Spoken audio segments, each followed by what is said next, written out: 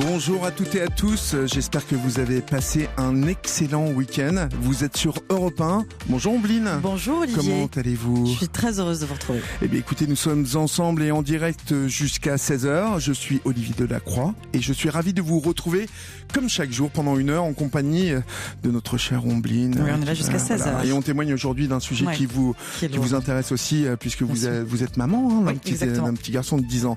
Pendant cette heure passée ensemble, nous allons partager nos expériences de vie sur des sujets qui nous concernent tous. Votre vécu, comme vous le savez, nous intéresse énormément. Un enfant sur 10 est victime de harcèlement scolaire. Des milliers d'enfants partent chaque jour à l'école la boule au ventre. Certains vont même jusqu'à commettre l'irréparable face aux violences répétées qu'ils subissent. Lorsqu'on est parent, il est difficile de voir que son enfant souffre. C'est un fléau invisible dont certains adultes gardent encore des séquelles. Celle d'une enfance angoissée, traumatisée. Alors comment s'en apercevoir ? Comment réagir et le prévenir ? Le harcèlement scolaire, c'est notre sujet aujourd'hui sur Europe 1. Nous attendons vos témoignages, que vous soyez parents, anciens harcelés ou enseignants.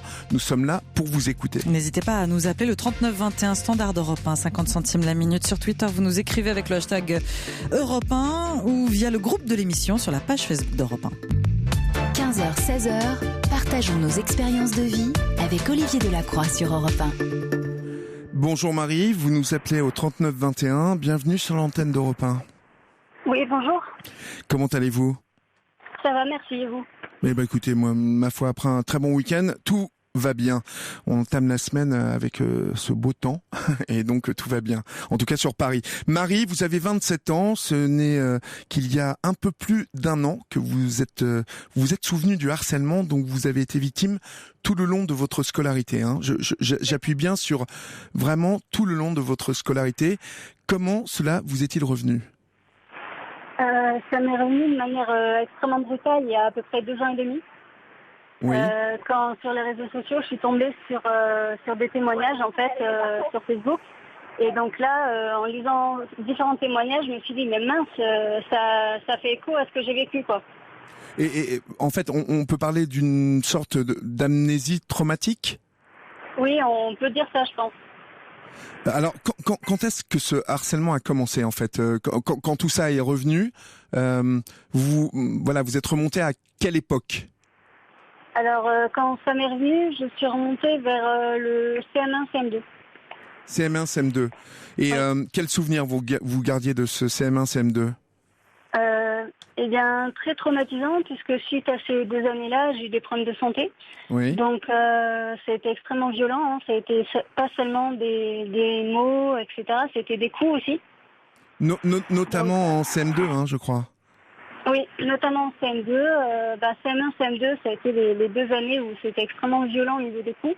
Oui. Et CM1, CM2, pardon, je me souviens très bien de sortir des toilettes et de croiser mon harceleur là dans mon visu qui me regarde et qui me l'air de me dire tu vas en baver. Racontez-moi justement, racontez-moi en fait, c'était un harceleur en fait, pas un groupe, c'était quelqu'un qui vous attendait à chaque fois, qui vous avait vraiment visé. Exactement. Il m'a vraiment visé et du coup il m'a regardé d'un air de me dire tu vas mourir quoi en quelque sorte. Et donc moi comme je le connaissais pas vraiment très bien, je me suis dit c'est pour moi. Donc j'ai fait demi-tour dans les toilettes, il m'a poursuivi. J'ai tout fait pour réussir à fermer la porte. Il s'est arraché sur la porte, il sortait de ses gonds, etc. C'était quotidien. C'était quotidien ce harcèlement. C'était quotidien, oui. Et alors ce harcèlement, il n'a cessé de continuer tout le long de votre scolarité. J'ai bien envie de vous demander quelle jeune fille étiez-vous pour que ça dure tout le long de votre scolarité ? Est-ce qu'il vous est passé par la tête un moment que vous aviez une personnalité qui pouvait attirer des harceleurs potentiels ? Oui, j'étais une jeune fille très timide. Oui. J'étais une petite fille très timide et malheureusement avec quelques soucis à côté qui ont fait que je n'avais pas vraiment confiance en moi. Et donc moi je me disais ça va passer.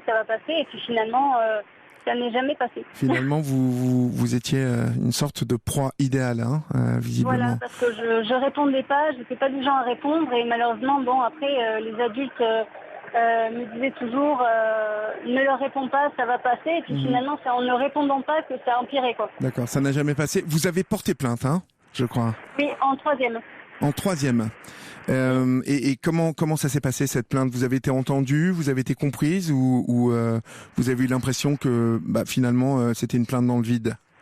Un peu les deux, parce que j'avoue qu'en 3e, donc déjà quand je suis allée à la gendarmerie, j'avais la peur au ventre, j'avais peur d'être jugée, etc. Bon, étonnamment, c'était la première fois de ma vie qu'on me disait non, on vous croit, on va faire quelque chose. Et donc les gendarmes sont arrivés au lycée. J'étais dans un lycée professionnel en 3e, et donc ils sont arrivés, donc ils ont fait leur truc. Et puis de mon côté, par contre, quand les gendarmes sont partis, j'en ai bavé au lycée. Tout le monde, même les gens que je ne connaissais pas, me regardaient, me traitaient de balance, etc., quoi. Alors je sais que ce harcèlement a eu des conséquences sur votre vie. Vous avez essayé de recontacter vos anciens harceleurs. Certains ont accepté de reprendre contact avec vous et de vous présenter des excuses. Oui, c'est ça, exactement. Notamment l'un des plus violents, de CM1, CM2. Et ça vous a fait du bien, ça? Ça vous a fait du bien? Oui, énormément. On s'est vus, on a parlé au moins 5 heures. Et ça m'a fait beaucoup de bien, et je pense qu'une fois que je l'ai vu, ça a réglé énormément de choses dans ma vie. Oui. Écoutez, Marie, mille merci pour votre témoignage sur Europe 1, un témoignage poignant qui montre à quel point le harcèlement scolaire peut laisser des séquelles, encore des années après. Dans un instant, nous serons avec Catherine, mère d'une jeune fille qui a elle-même été victime de harcèlement scolaire. Et il y a Morgane sur la page Facebook du groupe de l'émission sur Europe 1, victime de harcèlement. Morgane nous dit pendant 2 ans, quand j'étais au collège, aujourd'hui j'ai 34 ans, je peux vraiment dire que ça a gâché ma vie. Morgane raconte, il y a quelques mois, j'ai contacté la personne qui était un petit peu la chef de file de ce harcèlement pour tout lui dire. Et cette personne lui a répondu qu'elle n'avait aucunement conscience de ce qu'elle avait fait. Mais je vais vous dire, moi j'ai été harcelé aussi, et je recroise régulièrement mon harceleur, aujourd'hui qui est plutôt, qui ne loue pas une de mes émissions à la télévision, qui écoute, j'ai croisé dernièrement, qui écoute Europe 1 tous les jours, qui n'a aucune conscience de ce qu'il m'a fait. Donc voilà. On va en parler encore longuement, puisqu'on aura la chance d'avoir, la chance, je dis, oui, quelqu'un qui reconnaît avoir été harcelant en fin d'émission. Et qui viendra témoigner. 3921 pour nous appeler. Europe 1. On parle du harcèlement scolaire cet après-midi. Cela vous est arrivé, vous en avez été victime, vos enfants en sont victimes. N'hésitez pas à nous appeler, n'hésitez pas également à témoigner. Twitter, #Europe 1.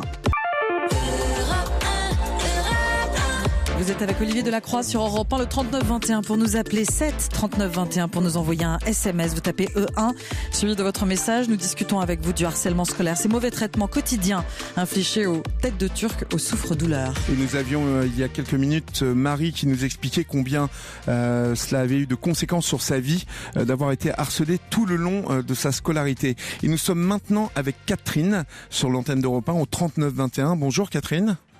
Bonjour Olivier. Comment allez-vous? D'où nous appelez-vous? Alors je vous appelle de Retier, c'est un petit village au sud-est de Rennes. Oui, les fins fonds de la Bretagne, parce que je connais la région. Je vois très bien votre région, une très belle région. Catherine, vous êtes la maman de Chiara. Quel âge a Chiara aujourd'hui? Alors, Chiara a aujourd'hui 13 ans. Oui. Elle aura 14 ans à la fin de l'année. Elle rentre en 3e. Elle vient de rentrer en 3e cette année. D'accord. Et donc, Chiara a été harcelée à l'école. Quand est-ce que tout ça a commencé? Alors pour Chiara, ça a commencé son année de 6e, le moment où on se fait de nouveaux amis parce qu'on change d'établissement. On va dans un établissement beaucoup plus grand. Le groupe de copains de primaire est éclaté. Et elle s'est fait très vite une super meilleure amie. C'était la façon dont elle était présentée. Et courant du mois d'octobre, les choses se sont embrouillées entre elles deux. Et très vite, le quotidien de Chiara s'est complètement transformé en un calvaire. Et est-ce que vous avez senti tout de suite, est-ce que vous avez été alerté de ce changement? Oui, Chiara nous en a parlé. Chiara nous a dit que cette fameuse jeune fille ne voulait plus être son amie, qu'elle l'empêchait d'avoir d'autres amis. Ça, elle nous l'a dit. En revanche, ce qu'on n'a pas du tout compris, c'était les conséquences pour Chiara et comment elle en souffrait. Ça, on ne s'en est pas rendu compte. On a eu des réactions très bêtes. Oui, vous dites que vous n'avez rien vu. Et là, je vous reprends. C'est quoi des réactions très bêtes? Alors, la réaction très bête quand votre fille vous dit celle-ci ne veut plus être mon amie, alors que jusque-là c'était ma super meilleure amie. Voilà, Chiara était dans un collège où il y avait d'autres enfants. On dit Chiara, si celle-ci elle veut plus être ton amie, il y en a d'autres. Et puis on sait qu'à cet âge-là, les filles, comme les garçons d'ailleurs, mais enfin plus chez les filles, t'es ma copine, le lendemain t'es plus ma copine, le surlendemain t'es ma copine. Donc est-ce que c'est un peu ça en fait qui a été votre état d'esprit à l'époque ? Tout à fait, c'était de dire Chiara, surtout que jusque-là, Chiara avait pas mal d'amis. Enfin, voilà, c'était pas une amie exclusive. Donc, si celle-ci veut plus te parler, il peut y en avoir d'autres. Sauf qu'en réalité, ce qu'on n'a pas mesuré à ce moment-là, c'est que c'était le début, voilà, et puis le début d'une série assez dramatique. Quoi. Jusqu'au jour où, après une sortie scolaire, son père l'a récupérée en larmes et elle lui a carrément avoué avoir peur. C'est un mot fort, la peur. Racontez-moi ce qui s'est passé exactement lorsque, voilà, cette notion de peur a été évoquée par Chiara. Pour nous, ça a été le révélateur. C'est-à-dire que pendant 8 mois, ça a duré 8 mois, son harcèlement. Pendant 8 mois, tous les jours, elle ne voulait pas y aller. J'allais la récupérer. Elle avait mal au ventre. Elle avait, plein de petites choses qui nous faisaient dire que notre fille n'allait pas bien. Mais on n'arrivait pas à raccrocher avec ce qui se passait pour elle au quotidien. Et puis jusqu'à ce soir où, elle nous a dit en pleurs, je ne veux pas y aller demain parce que j'ai peur. Et là, c'est vrai qu'on s'attend pas à ce que notre enfant puisse aller à l'école en ayant peur. Enfin, c'est pas un endroit où on est censé avoir peur. On est censé y aller en sécurité. Malheureusement. Voilà. Et c'est vrai que ce mot-là, c'est presque dommage que Chiara n'ait pas employé plus tôt en ce qui nous concerne, parce que là, on a mesuré que quelque chose n'était pas normal. Enfin, ça n'était pas normal d'aller au collège en ayant peur. Et à partir de là, on comprend pourquoi elle avait mal au ventre, on comprend pourquoi elle avait plein de verrues, on comprend pourquoi j'allais la rechercher sans arrêt à l'infirmerie. C'était cette peur, en fait. Et vous, Catherine, vous vous êtes sentie démunie parce que quand ça nous tombe sur la tête, tout ça, je suppose que c'est compliqué de réagir. Oui. Avant d'être démunis, on se sent très très mal parce que pendant 8 mois, on a quand même forcé sa fille tous les jours à aller au collège en se disant ça va bien se passer. Voilà, il y a déjà ça, il y a déjà cette culpabilité, voire cette honte. Moi, j'ai vraiment eu la sensation d'être très honteuse, d'avoir montré une image d'une mère à ma fille qu'elle sera un jour. Enfin, je lui souhaite d'être mère un jour et je me dis, mais comment on vit avec une mère dont on peut avoir honte parce qu'elle n'est pas capable de nous aider et au contraire, elle nous envoie au calvaire. Donc c'est déjà le première réaction. Ouais. Dont on peut avoir le sentiment, en tout cas, que cette maman n'est pas là pour protéger, être le rempart contre cela. Merci beaucoup, Catherine, pour votre témoignage.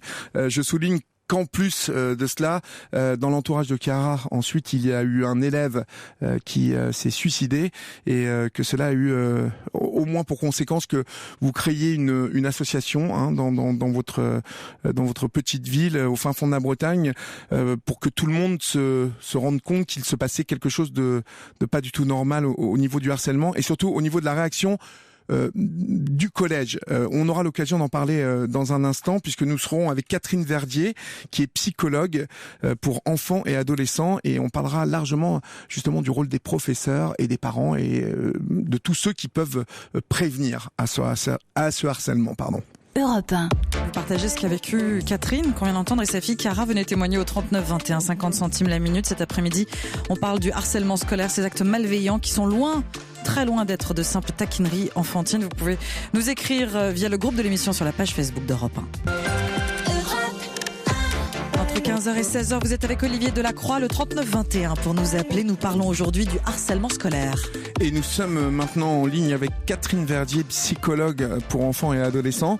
Bonjour et bienvenue sur l'antenne d'Europe 1 et sur le 39-21. Comment allez-vous, Catherine ? Je vous remercie, très très bien, mais vos témoignages là démarrent fort pour cette émission. Justement, deux témoignages édifiants d'une ancienne harcelée et de la maman d'une enfant harcelée. Est-ce que le harcèlement scolaire a toujours existé, Catherine, et est-ce qu'il a évolué ? Est-ce qu'il s'est amplifié ? Oui, il évolue, bien sûr qu'il a toujours existé. La violence humaine existe.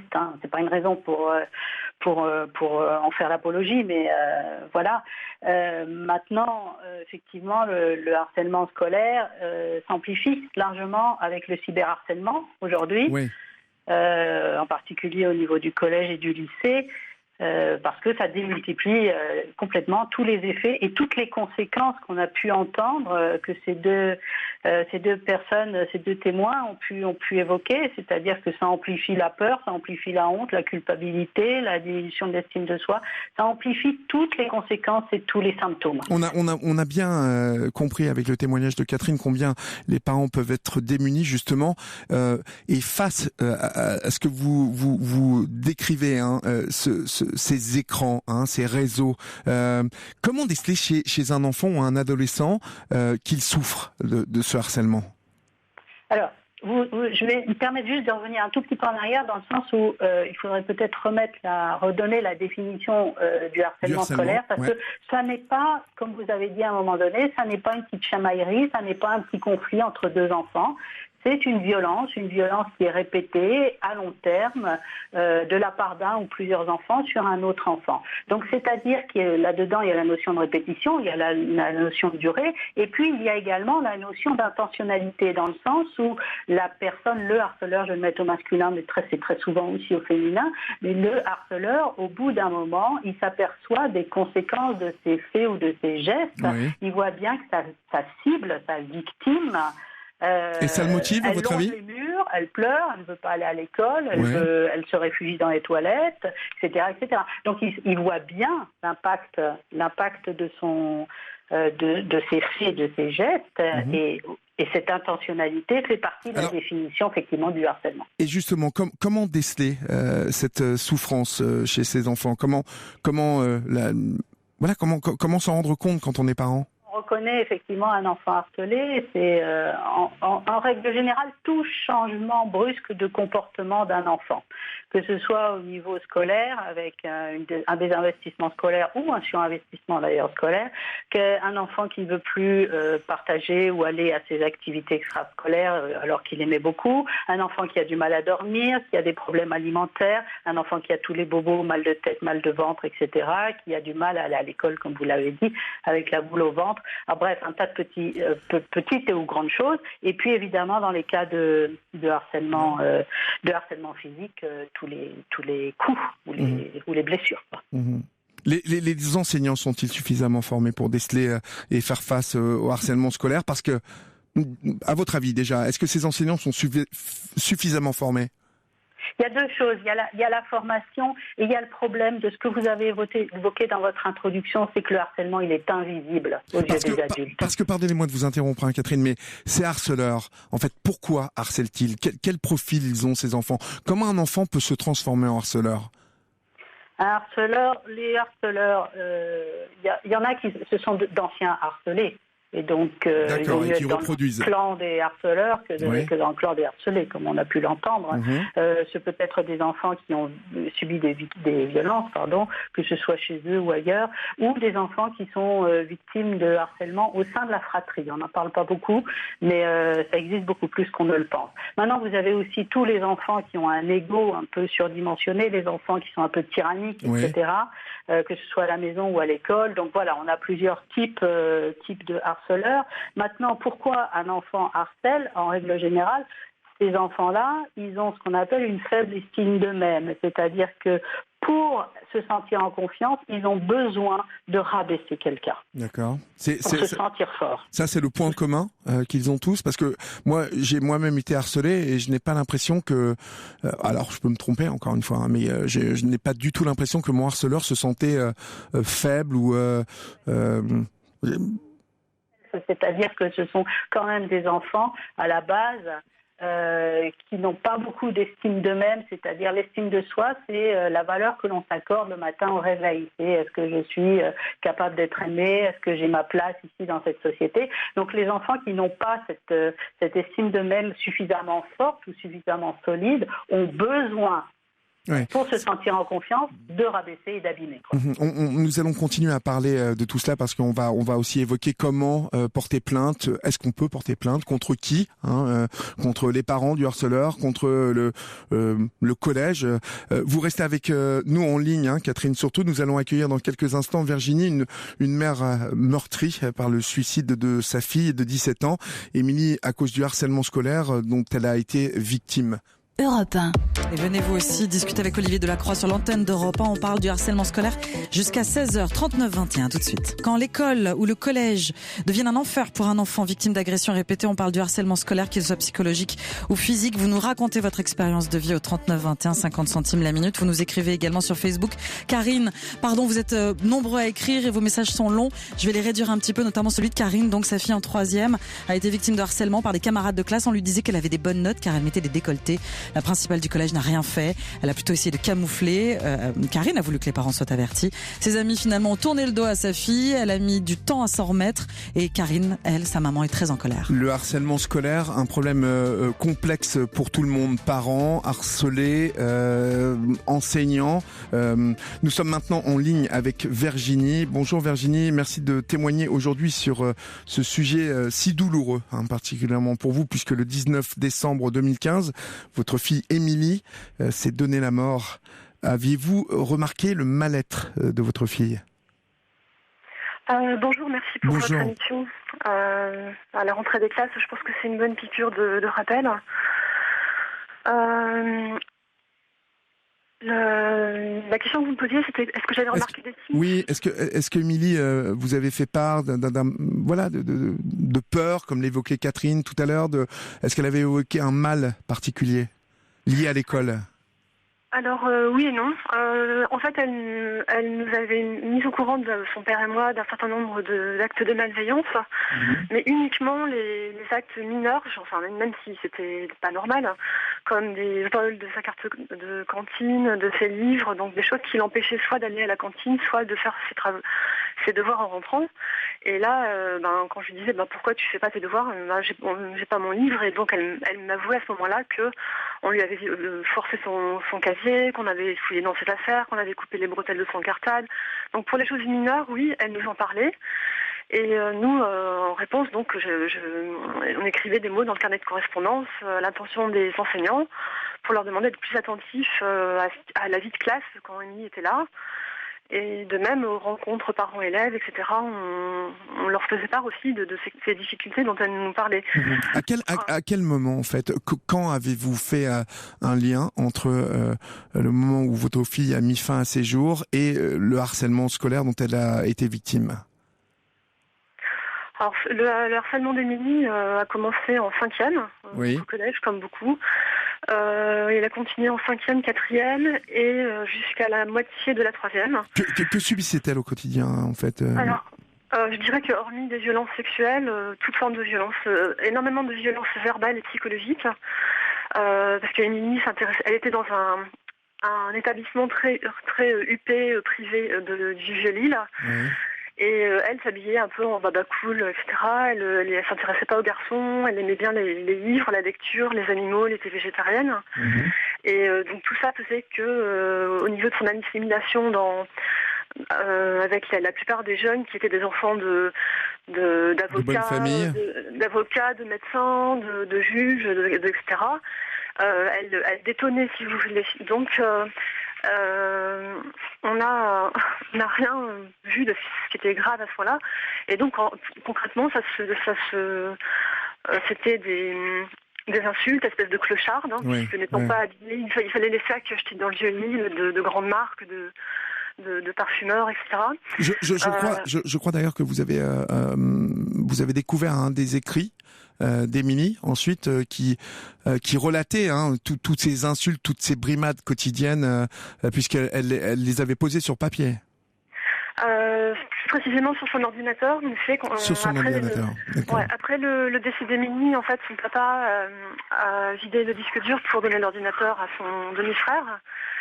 Et c'est là qu'il est tombé sur un texte qu'elle avait commencé, mais qui était vraiment pas du tout inachevé, qui n'était pas du tout achevé, qui s'appelait June. Donc c'était on l'interprète comme on veut. Le mois de juin, c'est la fin de l'année scolaire, son anniversaire aussi, donc je ne sais pas. Et elle avait mis June, c'est ça, le mois de juin. Le mois de juin en anglais, oui. Et elle avait écrit en exergue à tous ceux qui luttent, à tous ceux qui souffrent, à ma famille, à mes parents, à mes amis. il faut se battre, soyez fort. Donc c'est pour ça qu'on a décidé d'appeler son livre Restez fort. Vous avez publié les écrits d'Émilie, je le précise. Le livre s'appelle Restez fort. C'est ce que disait Émilie face au harcèlement. Pourquoi, en fait, à votre avis, a-t-elle écrit tout ça? Est-ce qu'elle avait anticipé, elle avait prévu qu'elle partirait à un moment, qu'elle ne supporterait plus ça? Ces écrits, vous les avez pris comment? Comme une sorte de testament?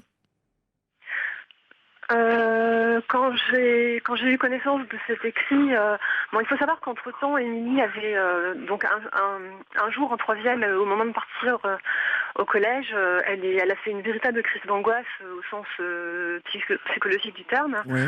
Elle s'est littéralement effondrée. Elle a dit à son père, je peux pas y aller, je peux plus.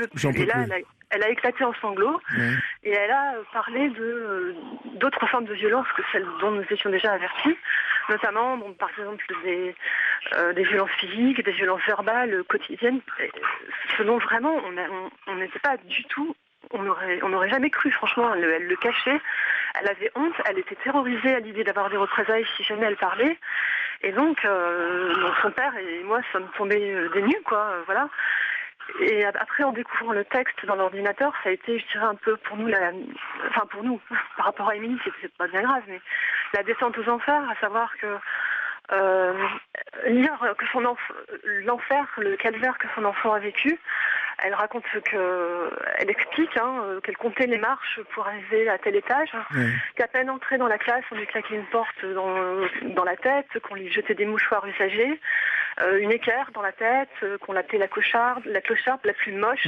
On va continuer à parler de tout cela, en fait, parce que c'est important d'en parler avec Catherine Verdier, de tout ce qui peut être ce que vit un harcelé au quotidien, et Émilie l'a vécu, j'ai l'impression, sous toutes les formes. Vous restez avec nous, et on revient dans quelques instants avec Catherine, donc psychologue pour enfants et adolescents, qui elle est restée en ligne avec nous. Europe 1. Insultes, brimades, coups, le harcèlement scolaire, vous avez connu, vos enfants en sont victimes. Venez témoigner à l'antenne d'Europe 1 le 3921 sur Twitter avec le hashtag Europe 1. Tout de suite. Europe 1.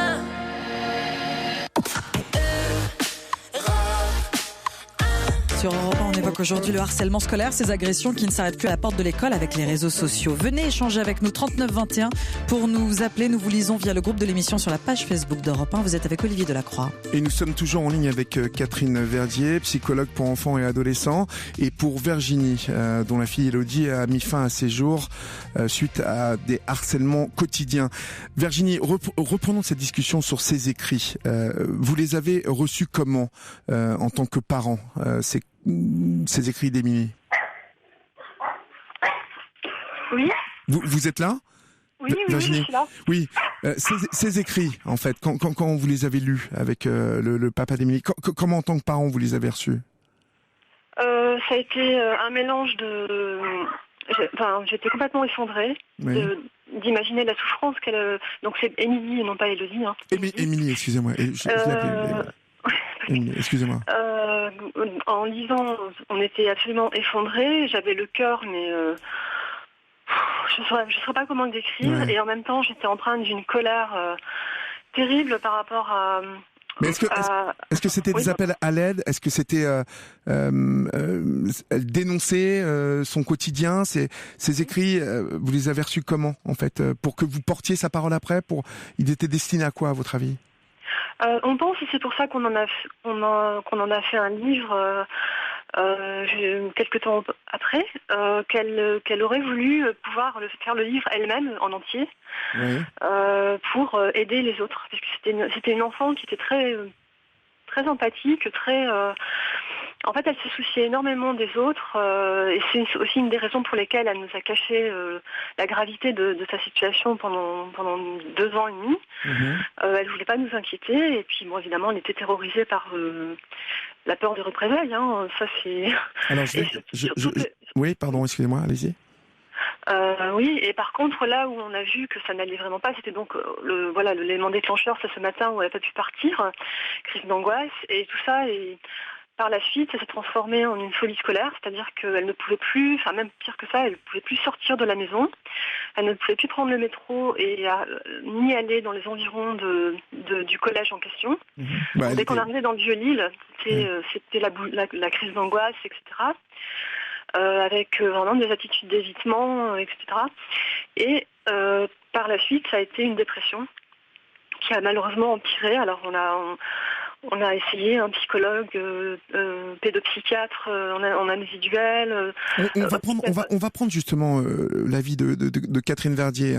Catherine, je rappelle quand même que le livre s'appelle Restez fort et que pour tous les parents qui soupçonnent que leurs enfants soient victimes de harcèlement, il est bon de pouvoir se retourner vers les écrits d'Élodie, parce que pour l'avoir parcouru, je peux vous dire que en fait ils sont ils vivent, on peut comprendre tout ce que elle a pu vivre. Catherine, comment prévenir le harcèlement dans les établissements scolaires, et est-ce qu'on peut porter plainte contre les parents des harceleurs, contre les enseignants, en tout cas comment se retourner et vers qui? Oui, le témoignage de Virginie pose la question pour moi, pose la question d'une part de l'attitude de l'école, quelque part de la direction, des professeurs. On peut pas nier une enfant qui se fait agresser en permanence. On peut pas passer à côté, c'est pas possible, il faut pas exagérer. Donc l'attitude des profs et puis l'attitude des autres élèves et l'attitude des témoins en particulier. Donc le groupe de pairs PAIRS qui font partie de la classe, je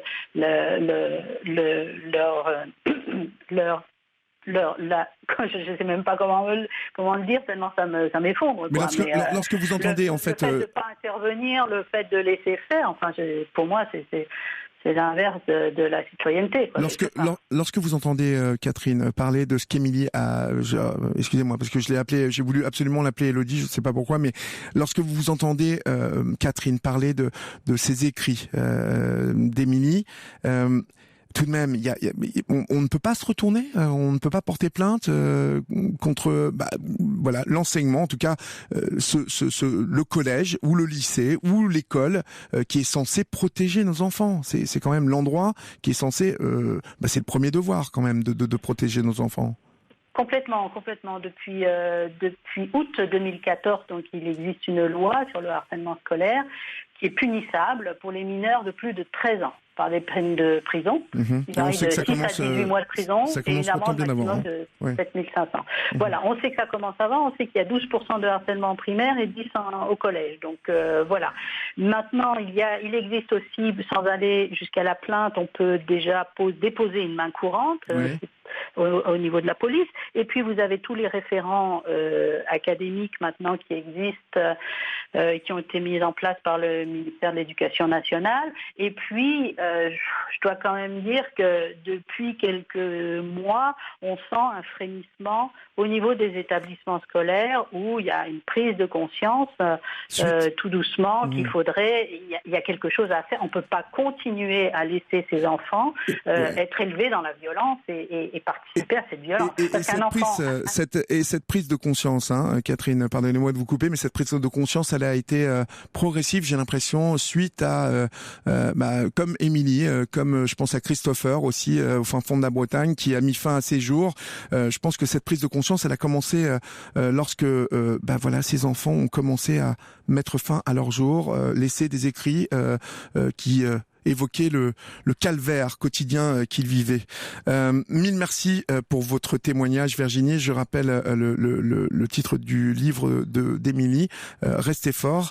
Nous allons avoir dans quelques instants Julien. Il s'est rendu compte, lui, plus jeune, qu'il avait été lui-même un harceleur. Et il y a sur Twitter Lénaïque qui nous dit: j'ai été harcelé à l'école pendant une dizaine d'années simplement car je suis roux, mais le pire c'est que ni les profs ni les parents d'élèves ne prenaient cela au sérieux. La dépression était grave. Twitter #Europe1. Facebook, Michel qui nous dit: je suis le président de l'association Les Souffres-Douleurs à l'école, qui précise qu'il y a un numéro vert, le 3020, pour signaler les actes de harcèlement scolaire, numéro vert mis en place par l'Éducation nationale. 3020. Europe 1. On évoque le harcèlement scolaire. À tout de suite avec Olivier Delacroix sur Europe 1. Vous êtes avec Olivier Delacroix. Nous discutons cet après-midi du harcèlement scolaire.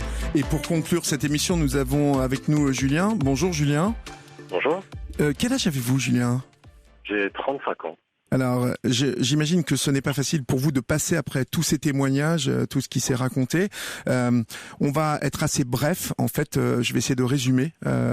Vous étiez un harceleur. Ma première question, qu'est-ce qui a fait de vous un harceleur à l'époque où vous l'étiez ? Je pense que c'est une concentration de choses différentes. C'est le pouvoir qu'on donne la liberté qu'on donne aux enfants dans une cour de récréation, sans surveillance, on peut faire à peu près ce qu'on veut, j'ai envie de dire.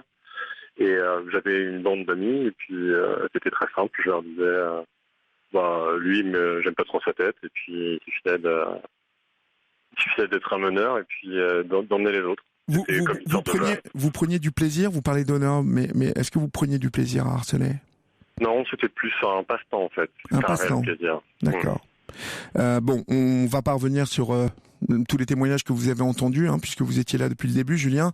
Ce qui m'intéresse, c'est de savoir à quel moment vous vous êtes rendu compte que vous aviez été ce harceleur dont on a parlé à travers les différents témoignages, et à partir de quand vous êtes mis à regretter tout ça. Cette époque de harcèlement, c'était quand même en primaire.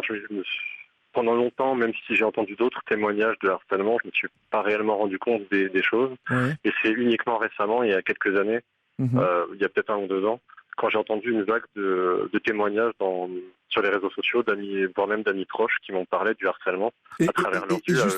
Et justement, en fait, le fait d'avoir été un harceleur, d'avoir été confronté à ces témoignages de harcèlement scolaire, ça vous donnait, c'est là que vous avez réalisé en fait que. C'est là que j'ai compris en fait que ce n'était pas juste un passe-temps, c'est que je créais vraiment de la détresse chez les personnes qui étaient harcelées, et on passe du passe-temps au vraiment, on va dire, un péché, quoi. On a pas brisé des vies, mais on a été mauvais avec des personnes. Et je vais vous demander d'être très bref sur votre réponse parce que nous manquons de temps. Est-ce que à l'époque on vous avait parlé du harcèlement, des conséquences et tout ça? Donc pour vous éduquer aujourd'hui, justement les enfants face au harcèlement scolaire, c'est d'en parler. On vous en aurait parlé à l'époque. On m'en aurait parlé à l'époque, j'aurais peut-être pas compris en fait. Je pense qu'il faut apprendre aux enfants, faut les surveiller plus qu'autre chose, parce que on n'aurait pas fait comprendre ces choses-là. J'étais beaucoup trop jeune. L'empathie, ça vient un peu plus tard. Avec l'âge, avec la maturité. Mille merci, Julien, pour votre témoignage. C'était courageux. Et merci aussi, bien évidemment, à Marie, à nos 2 Catherine, à Virginie de nous avoir appelés. C'est la fin de cette émission. Grâce à vos témoignages, nous en savons plus sur ce fléau qu'est le harcèlement scolaire, la façon dont il s'installe, les signes auxquels il faut absolument prêter attention en tant que parent, mais aussi en tant qu'enseignant. Comme tous les sujets tabous, il faut en parler, que les langues se délient. Aucun parent n'est responsable du harcèlement de son enfant. Nos enfants doivent être sensibilisés pour adopter les bons comportements et éviter des situations dramatiques. Vous pouvez bien évidemment continuer à en débattre comme vous le faites en ce moment sur Facebook et sur les réseaux sociaux. Ce sujet du harcèlement scolaire a vraiment délié les témoignages. Vous avez été très nombreux. Mille excuses de ne pas vous avoir fait parler tous.